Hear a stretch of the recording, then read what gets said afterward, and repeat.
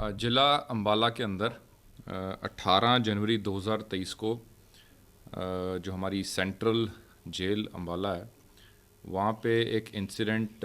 Report हुआ था, जहाँ पे जेल के महिला बैरक के अंदर रीटा नाम की एक कैदी के जो इनमेट थी, प्रिजन इनमेट थी, उसके पैर के अंदर गोली लगी थी। और इस इंसिडेंट का संज्ञान लेते हुए पुलिस द्वारा FIR number 23 under section 285, 338 IPC and 25 of arms act हमने पुलिस स्टेशन बलदेव नगर के अंदर दर्ज की थी। पूरे इंसिडेंट की इम्पोर्टेंस को, सिग्निफिकेंस को देखते हुए हमने एक एसआईटी का गठन किया था, जिसमें एक जीओ के अंडर,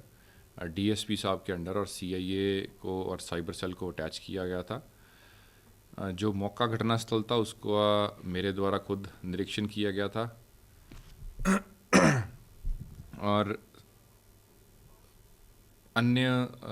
वरिष्ठ अधिकारियों द्वारा, जिसमें director general of prisons Shri Mohammad Akeel ji और हमारे जो पुलिस महानिरीक्षक अम्बाला रेंज हैं कविराज सर, उनके द्वारा भी ये मौके का निरीक्षण किया गया था।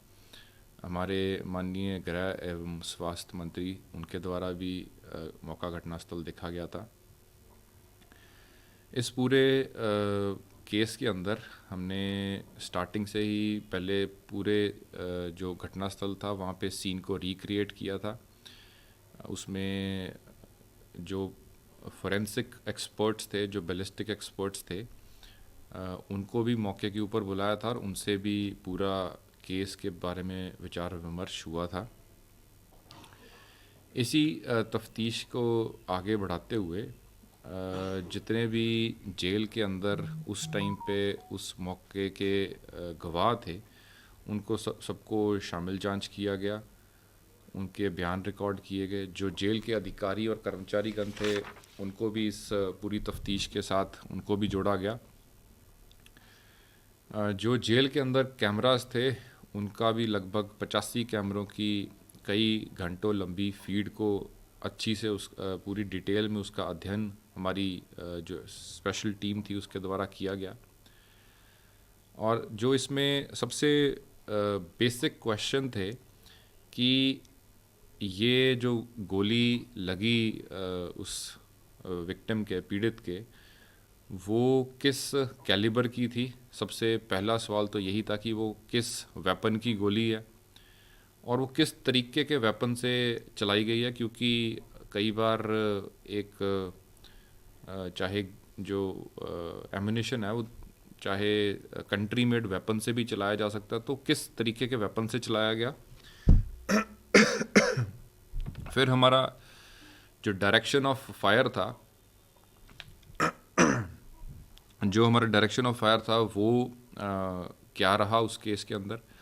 जो हमारा डिस्टेंस ऑफ फायर था वो हमने पता लगाना था, और जो स्पीड और एंगल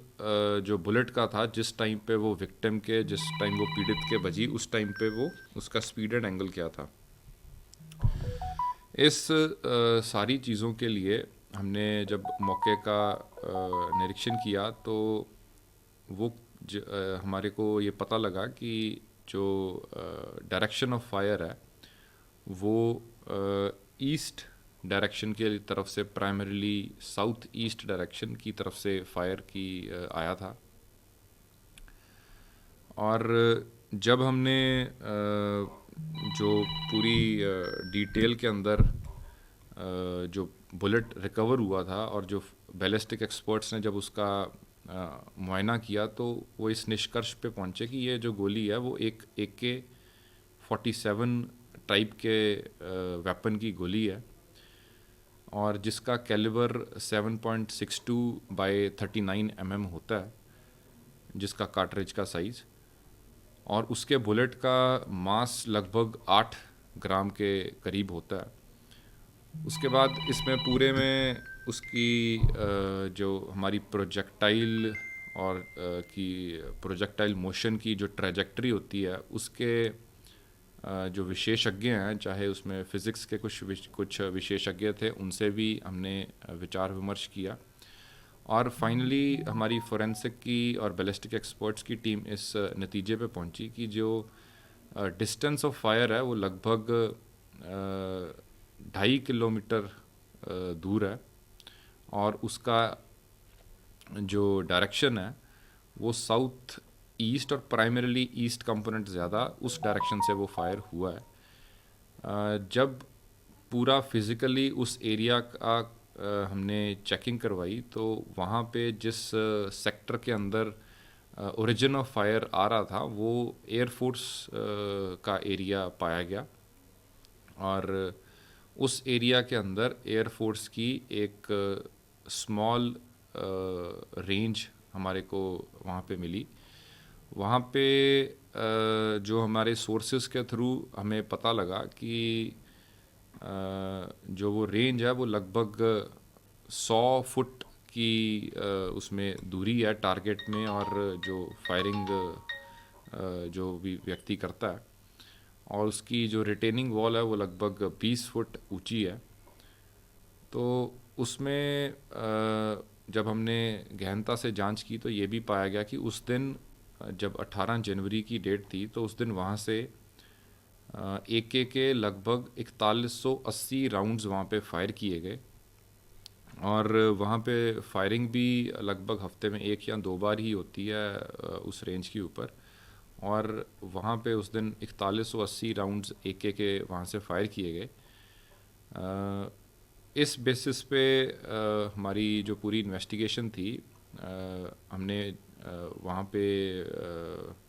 जब पूरा प्रोजेक्टाइल मोशंस और जो हमारी बैलिस्टिक एक्सपर्ट्स हैं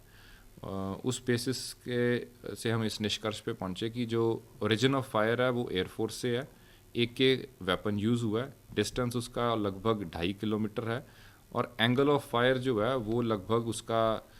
15 से 20 डिग्रीज के एंगल से फायर हुआ है। तो उस बेसिस से वो जो लेडी थी उसके जो एक्सरे भी हमने प्राप्त किया, उसकी भी अच्छी तरह से जब चेक किया गया उसको, तो जो जिस एंगल पे वो उसकी टांग के अंदर, शिन बोन के अंदर वो गया था और जिस वेलोसिटी से वो गया, तो हर तरीके से जो हमारा ये जांच थी वो उसको सेटिस्फाई करती है। और पहले जब हमने फिर इस इंसिडेंट के बारे में और अपने जांच के दायरे में पहले ऐसे इंस्टेंसेस के बारे में पता किया, तो हमारे संज्ञान में ये भी आया कि अभी हाल ही में फरवरी 2023 में एक ITBP की रेंज है पंचकुला के अंदर, वहाँ से भी इसी टाइप का स्ट्रे बुलेट जो था वो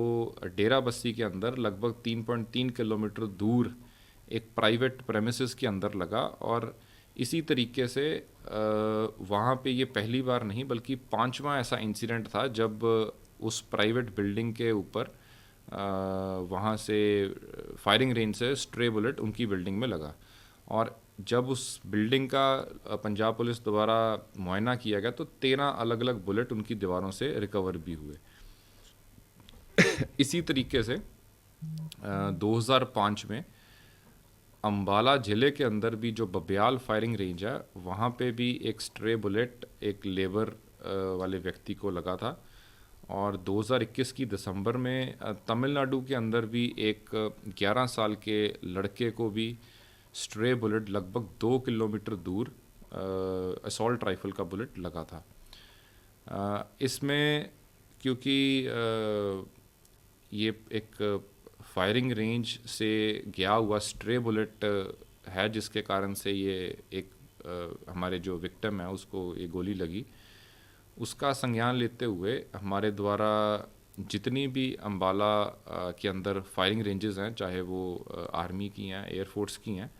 हम कंसर्न्ड जो अथॉरिटीज़ हैं उनसे हमने पत्राचार करेंगे कि वो अपनी फायरिंग रेंज के जो पैरामीटर्स हैं वो एक बारी उसका मुआयना करवाएं और उनको